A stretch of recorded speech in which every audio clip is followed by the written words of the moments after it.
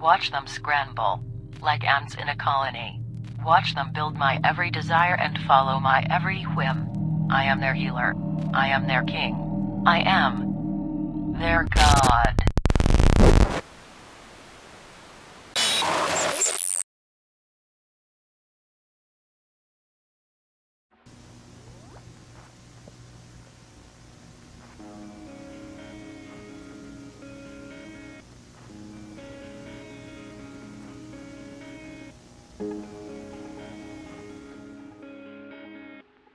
Let's talk about something I've surprisingly steered clear of somehow on this channel so far. Let's talk about cults. For many of you, the tales of Jim Jones murdering hundreds with his cyanide Kool-Aid or the Branch Davidians being eliminated in Waco, Texas may come to mind. But in fact, there's endless lists dedicated to shady religious organizations and gatherings that fit the name of a cult. I'll be honest with you, most of the time the formation of a cult seems to be because of three factors. The belief of the leader believes themselves being a deity, a formulaic plan to share a bed with many women, or a ploy to control many people to do illegal or rather unsavory things. Today we're going to be looking into one of the darkest rabbit holes I've come across while researching the disturbing world of cults. Before we start though, two things that I need to get off my chest. Firstly, I'd like to thank my friend Retros for requesting this topic, as I'd never even heard of it before him. Secondly, this video will be graphic in nature, and if you're easily disturbed, you might want to sit this one out. Viewer discretion is advised. As most evils do, it starts with one man. Roch Thériault was born in Saguenay Valley in Quebec, Canada on May 16, 1947. He was the second of 7 children and eventually made his way through school until about the 7th grade. After the local school had no more grades to offer, he dropped out. Roch described his childhood as one filled with abuse at the hands of his father, though no one, not even his father Yasant, could ever recall a time where Roch was ever abused. See, this is actually the beginning of an early sign of things to come. Roch had a gift for telling passionate lies and believing them as the gospel truth, and it was this dangerous ability that would allow him to get away with some of the most depraved and dark acts imaginable. During a failed marriage with Francine Grenier, he developed extremely severe stomach ulcers. He began learning everything he could about medicine and anatomy while beginning to self-medicate the pain away with alcohol. And I don't state this lightly, he drank heavily. His marriage eventually deteriorated after he began cheating on his wife and actually had their family home eventually foreclosed on. During this time frame, he used his time to visit bars and talk to others about his Seventh-day Adventist faith. Ironically, as he preached about his faith, he seemed completely to gloss over the fact that alcohol consumption was typically prohibited in said faith. In true manipulative fashion, Roch would always find a way to garner sympathy from people he talked to by constantly altering his backstory into something tragic. He eventually managed to gather enough followers to move into a commune in Sainte Marie and open the Healthy Living Clinic. This was a place you could get alternative medicines, such as ritualistic literature and organic foods that'll help heal you of any ailments. As construction began, Roch didn't lift a finger. He sat and watched his followers build the clinic, the housing, and anything else they needed. This gave him the perfect idea for the name of his newfound group, the Anthill Kids. After all, they did move in unity like a colony. After they moved in, he began a dress code for men and women, and he himself began wearing a dark brown robe, standing out amongst the sea of green and beige tunics.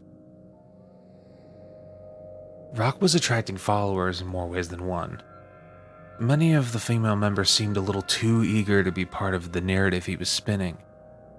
One such example is the woman he actually cheated on his wife with. Her name was Giselle, and she was constantly worried about attention Roch was receiving from other women. going as far as to offer her hand in marriage as deterrent to his suitors. He obliged, but of course that didn't stop him from being unfaithful to her, as he had before. When he wasn't stringing women along, he was a self-professed healer, and in a notable healing treatment, a woman named Geraldine Auclair died after he tried to treat her leukemia with grape juice and organic foods. He was quoted saying, "You know, when God wants people, he takes them. It was just Geraldine's time." Things may have seemed to be going well for the group, especially in the eyes of Rock. He had his own group of women to choose from, no debts to pay, and all the power he could want in his own slice of what he considered heaven. However, it didn't take long before the looking glass began to show some cracks. In April of 1978, Theriault was removed from the Seventh-day Adventist Church. While it didn't faze him, it was the start to a painful journey for the group, starting that spring.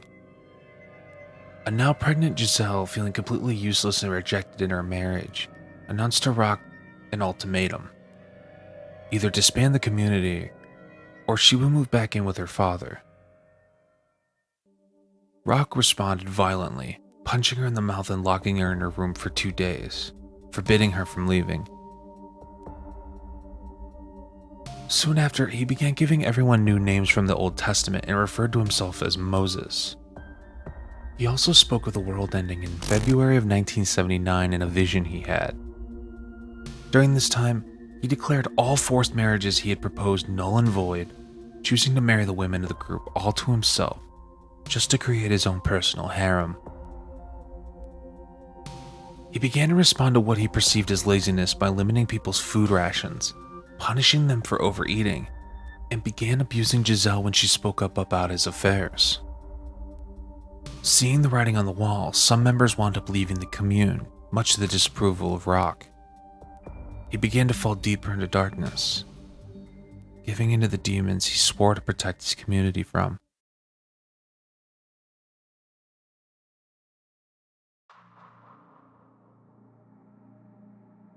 After a woman contemplated leaving the group, such as those before her, Rock directed her husband to cut off one of her toes as punishment. When he questioned Rock's leadership, he was met with taunts and even threats of Rock removing all of her toes himself. In fear, he relented and removed one of her small toes. Shortly after this incident, the prophesied doomsday of February 17th came and eventually passed. With the confused community under his control, Rock bought time for his prophecy, mentioning that God's time is not necessarily their time. This was enough for the members, but not the families of those members. Theriault was eventually arrested for obstruction of justice after turning away police from retrieving one of the members for a court-ordered psych evaluation. He was subject to a psych evaluation as well as 1 year suspended sentence after doctors couldn't seem to find anything wrong with him. This only added to the mythos behind the man who called himself Moses. Doctors even began scorning the public for treating him as a crazy person. Warnings ahead from this point on, the story is about to get a lot more gruesome, so of course things will be censored, but please, again, viewer discretion is advised. So this part isn't going to be fun, and it actually makes me sick to know that this happened after his original arrest. On the night of March 23rd, 1980, Theriault had organized a welcoming party for his 2 sons from his previous marriage. They were moving into the commune, and things took a turn for the worse. A mentally unfit man by the name of Guy Veer had actually been tasked with watching all the children who weren't rocks, or the animals as he referred to them. According to accounts, Rock, believing that a child was struggling because of his inability to urinate at the time, decided to take a pair of scissors and lanced Samuel Linish to help. After this didn't work, he ordered Guy Veer to punish the child, leading to him striking the 2-year-old in the face approximately 6 times, which ended the child's life. They attempted to burn the remains, but eventually buried him near the commune. Strangely, Veer would be punished for this months later during a drunken stupor by Rock. His punishment was castration, and he even managed to get Veer to sign a consent form to the whole thing, stating that it would fix his headaches and impulses. It was no secret that Rock liked to torture Veer, and he took advantage of this. After Veer escaped, he told the police the baby had been kicked by a horse, and they mobilized the compound. They took all the children and put them into foster care while charging Rock, Veer, and 3 other members of the group. As they served their sentences, the group actually relocated nearby to visit Rock daily. The police razed the compound and bulldozed the remains of the cabins. But this whole thing was far from over. After their release, Rock and the other members actually pulled together their money using the Anthill Kids moniker to sell pastries and preserves, stating that they worked so hard like a nest. His success in the field brought boredom, and with Rock, boredom made him a very demonic figure. Rock would often abuse everyone in his excessively drunken stupors. He beat them with hammers, axes, made them wrestle nude for his amusement, and he even made them provide gross sexual acts on each other, all under the guise as a tool of punishment by God. He would openly cry and beg for the Lord to stop using him as a violent vessel the next day after drinking heavily. The group became so toxic and dangerous that a female member chose to leave her 4-month-old baby in the snow to die, rather than let Rock abuse a baby he hated. This incident set all eyes of the police and children aid programs on the Anthill Kids, and after a report filed by a woman who escaped with 2 of her kids, they mobilized once more. Accounts began pouring out that Rock and Guy Veer abused the children that weren't his. They were treated like farm animals, and they were used as playthings by Rock. He would nail them to trees, have them stabbed and prodded for insubordination, dangle them over fires for the pleasure of hearing the mothers cry in agony, and even performed ritualistic acts involving the children as a form of education. By a broken system, the children were shockingly returned to the compound after independent investigations had shown nothing bad had happened.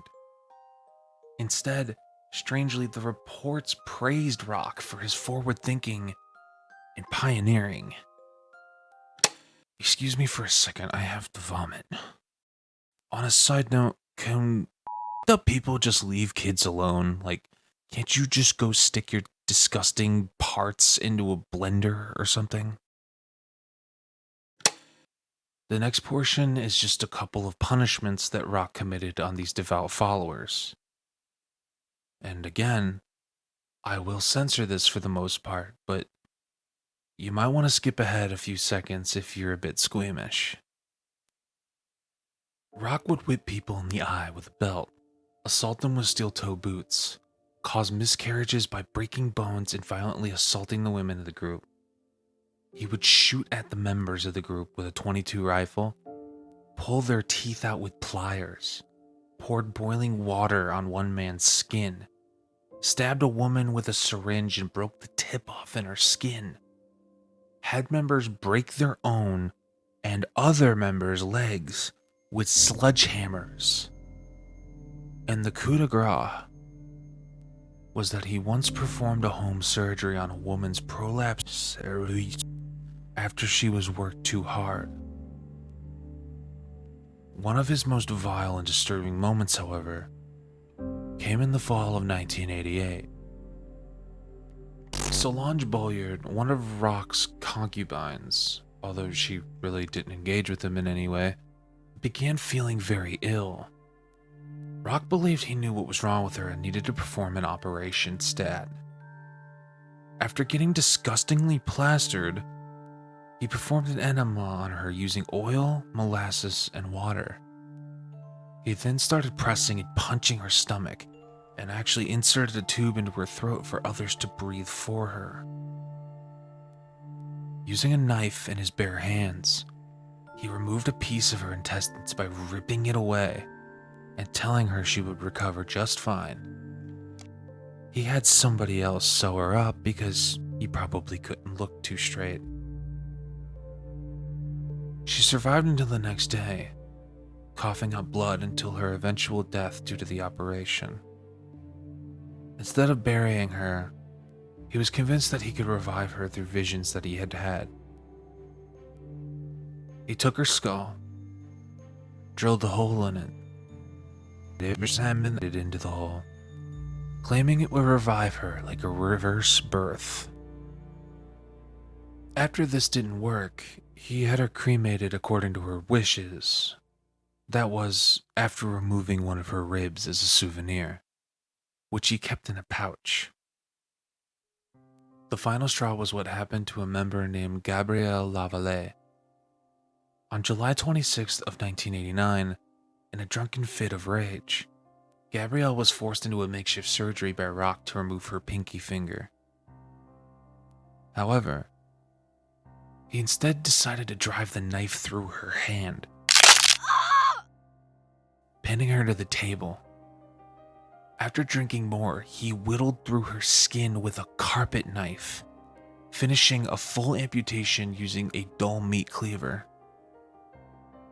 He cauterized the wound by using a car's drive shaft, heating it up and pressing it against her skin. She knew she had to escape to get real medical attention, and she escaped to a hospital and lied to the workers about how her arm was actually amputated. The police immediately knew something was wrong and set out on a month-long manhunt until he was finally captured on October 6th of 1989. Rock Terrio was sentenced to life imprisonment for the hell that he had bestowed upon his own followers. He was charged with second-degree murder, and even after his imprisonment, 3 of his followers continued to be loyal to him. All in all, he managed to father 26 children in total. As much as he enjoyed to promote life and create it, however, his was cut short in 2011. In a weird karmic justice sort of way, Rock would actually never make it out of prison. Tired of hearing Rock gloat about the crimes he committed with children, his cellmate, Matthew Gerard McDonald, stabbed him in the throat with a shiv before walking down to the guard station. He handed them the knife and proclaimed, "That piece of shit's down on the range. Here's the knife. I've sliced him up."